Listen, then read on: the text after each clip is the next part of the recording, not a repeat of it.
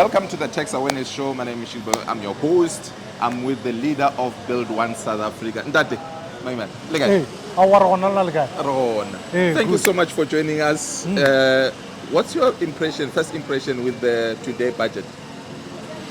Look, like most things in life, the budget has both got the good, the bad, and the ugly. The good is that there are no tax increases. The good is that there's a commitment to funding of infrastructure. The bad is actually that South Africa is running in a space where the only people who are getting benefit are public servants who are getting a 5% increase.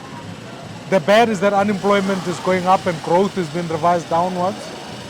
The bad is that South Africa doesn't have enough money to fund its own expenditure.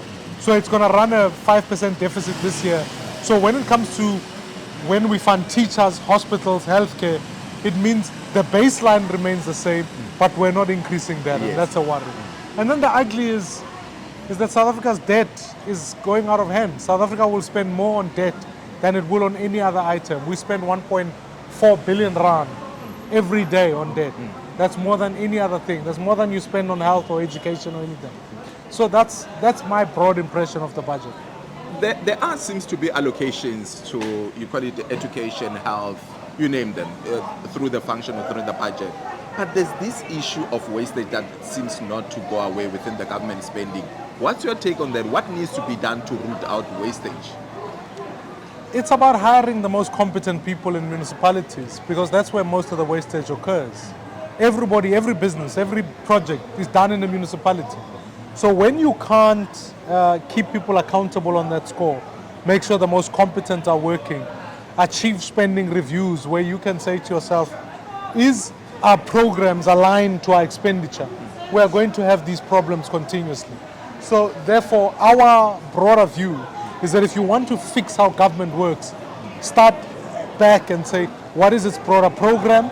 How do we make sure that program is aligned with spending? And how do we hold government to account on that basis?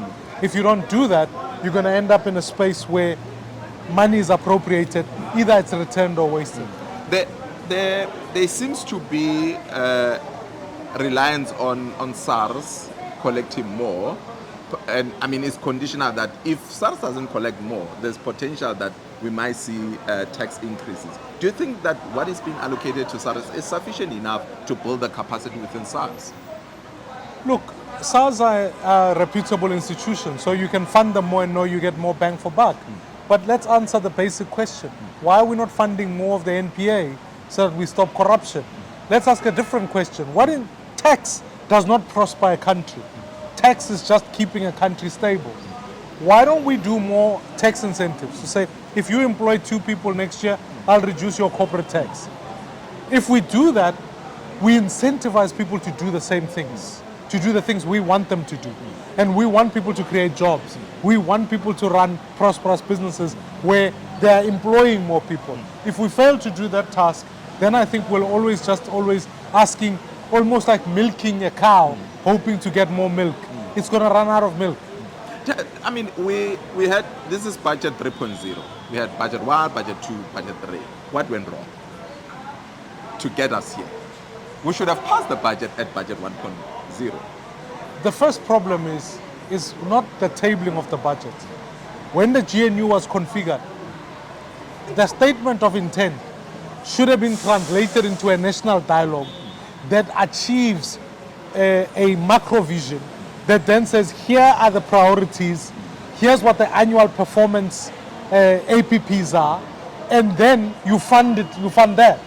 But if you don't have a macro plan, you don't have an organizing vision, you just have vibes, as young people say, and you elect a president.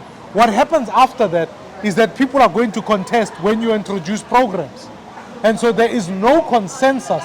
And in the absence of a consensus, it means South Africa is going to end up not being able to have an agreement on what the budget is. The budget is a historical document.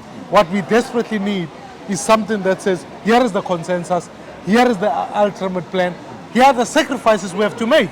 So that when you're choosing between programs, you are choosing between programs on the basis of knowing this is what the agreed plan is. Otherwise, you are cutting SRD grant, you are cutting expenditure in education, why don't you redesign and rethink what you are trying to do against an agreed plan? And I think South Africa doesn't have that. Maybe in closing, let's assume that this budget is going to be approved.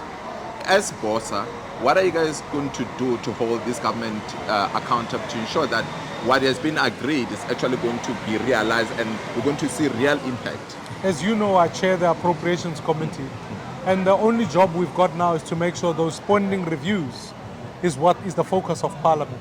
Not the focus of the Presidency and Treasury, it's the focus of Parliament. Because if it's not Parliament that's doing it, you can't ask the players to also be the referees. You need Parliament to do its job in holding the executive to account much more effective.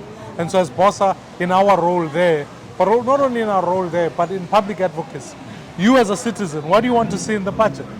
Because it's the first time ever in the history of the appropriations bill and the division of revenue bill, we went to Polokwane, we held public hearings there. Because budgets aren't just about macroeconomic climate, etc. They are about the days and the lives of people, the police, the security.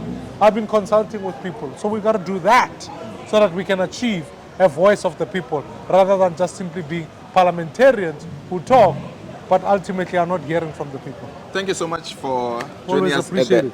at Thank our you. podcast, and All right. appreciate you.